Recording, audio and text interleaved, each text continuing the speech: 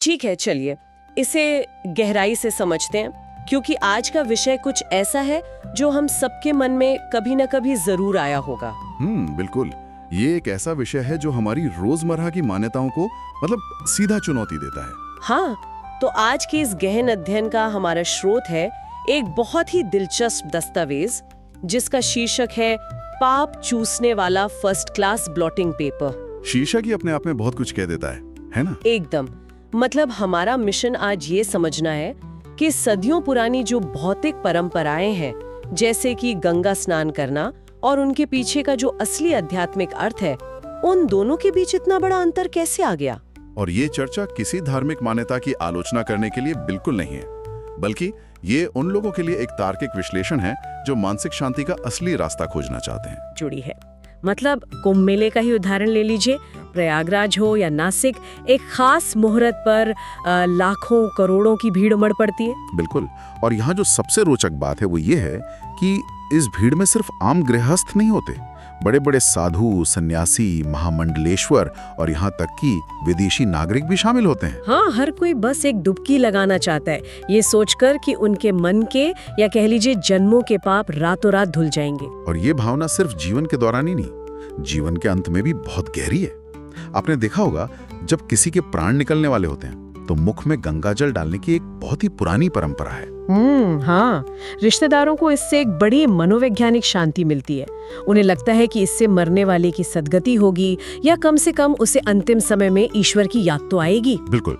और ये केवल हिंदुओं की बात नहीं है, ये एक विश्वव्यापी दृष्टिकोण है। अच्छा। बाकी जगह भी ऐसा होता है। हाँ, जैसे स्रोत में वेटिकन सिटी के फाउंटेन का भी जिक्र है।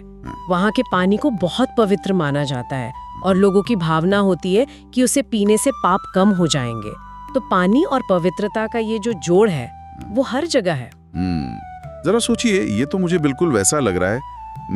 मान लीजिए आपका कोई बहुत महंगा स्मार्टफोन है और उसके अंदर कोई खतरनाक वायरस आ गया है जिससे फोन बार बार हैंग हो रहा है।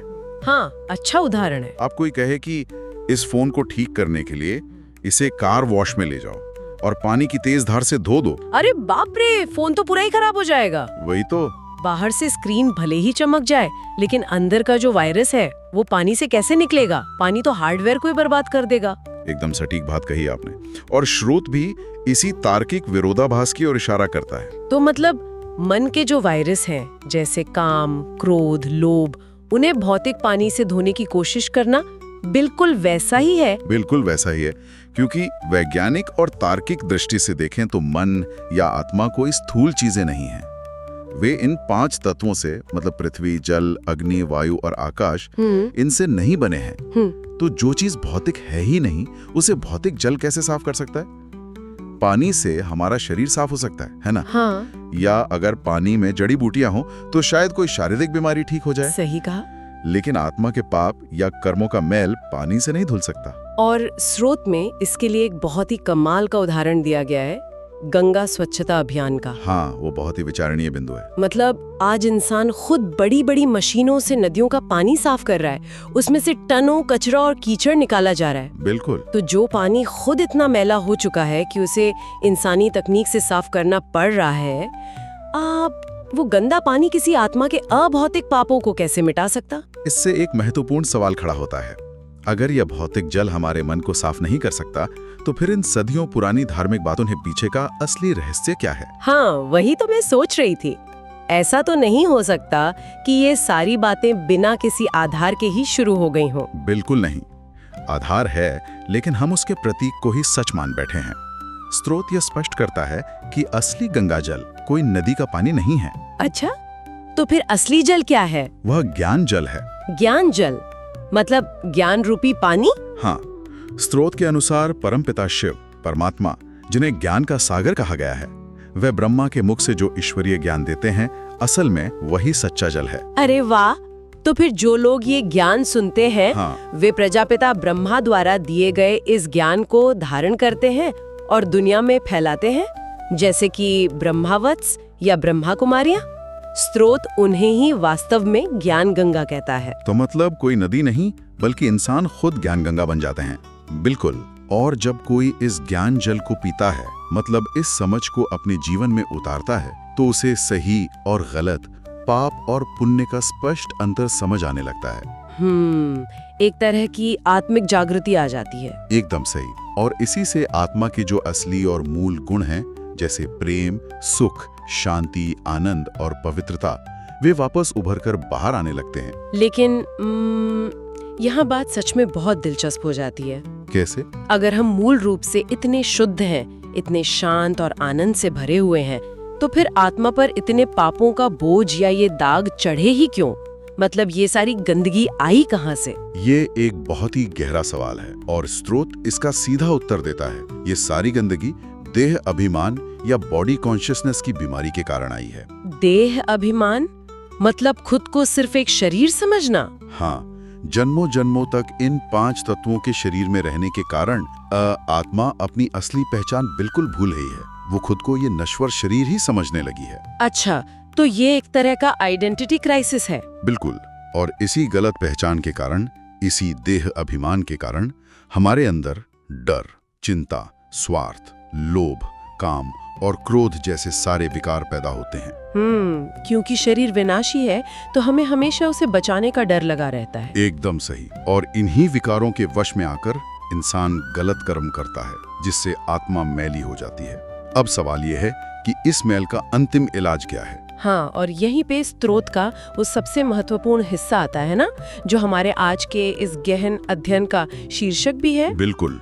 मुरली में परमपिता परमात्मा खुद को फर्स्ट क्लास ब्लॉटिंग पेपर कहते हैं। ब्लॉटिंग पेपर, सच कहूं तो भगवान के लिए बहुत ही अनोखा और रोजमर्रा का शब्द है ना?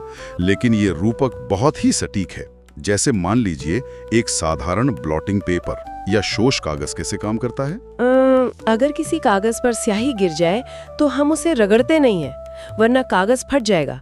हम बस वो ब्लॉटिंग पेपर उस दाग पर रख देते हैं और वो सारी स्याही को सोख लेता है। बिल्कुल ठीक इसी तरह जब आत्मा, जो कि एक निराकार ज्योति बिंदु है, वो खुद को इस देह से अलग समझकर परमात्मा की याद में रहती है, मतलब उनके सीधे संपर्क में आती है। हाँ, तो परमात्मा उस आत्मा पर लगे विकारों और पापों के उन गहरे दागों को अपने अंदर सोख लेते हैं। अरे वाह, तो ये कोई जादू नहीं है बल्कि एक पूरी प्रक्रिया है। एकदम सही। और इसी प्रक्रिया को, मतलब खुद को आत्मा समझकर परमात्मा को याद करना और उनके संपर्क में रहने को, स्रोत में सहज राजयोग कहा गया है। लेकिन फिर एक सवाल उठता है, अगर असली शुद्धि इस सहज राजयोग से होती है, परमात्मा के संपर्क से होती है, तो फिर असली कुंभ मेला क्या है और हमें उसमें डुबकी कब लगानी चाहिए? स्रोत बहुत स्पष्ट करता है कि लाखों लोगों का वो जो भौतिक मेला है, वो वास्तव में केवल एक यादगार है, एक प्रतीक है। अच्छा। असली मेला तो आत्मा और परमात्मा का मिलन है, और यह मेला कोई भविष्य में नहीं बल्कि वर्तमान समय में लग चुका है। वर्तमान समय में?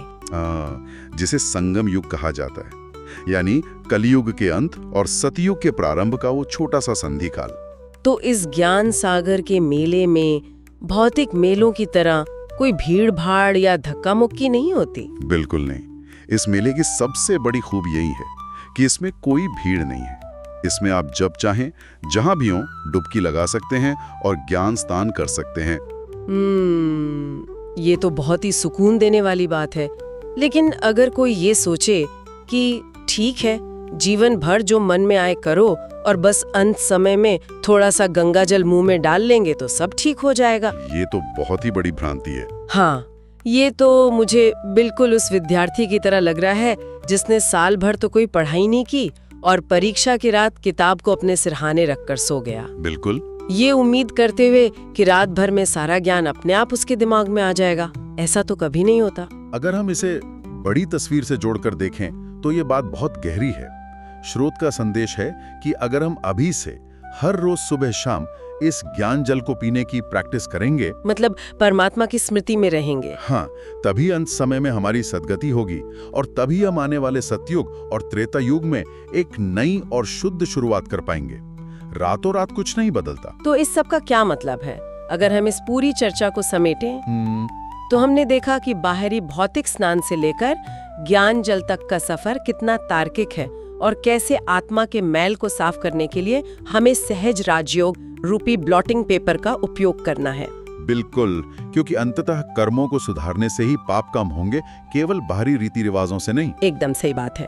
और इस विस्तृत चर्चा को समाप्त करने से पहले हर किसी के मन में विचार करने के लिए मैं एक बात छोड़ना चाहती हूँ। हाँ जरूर। फिर कलयुग के इस भारी शोरगुल और तनाव में हर कोई बस ये समझ ले कि वो एक शुद्ध ज्योतिर्बिंदु है, तो क्या दुनिया का सारा तनाव, सारी आपसी लड़ाइयाँ रातों रात खत्म नहीं हो जाएंगी?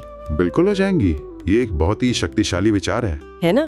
अगर हमारा असली स्वभाव ही शांति और आनंद है, तो आज के दिन ऐसा कौन सा एक छोटा सा काम है जो हम कर सकते हैं जिससे हमारे ऊपर आज के दिन भर के तनाव या गुस्से का कोई नया दाग लगे ही ना? ताकि हमें उस फर्स्ट क्लास ब्लॉटिंग पेपर की जरूरत ही कम पड़े। एकदम सही। तो बस इसी एक गहरे विचार के साथ आज के इस गहन अध्ययन को हम यहीं समाप्त करते हैं। विचार कीजिएगा,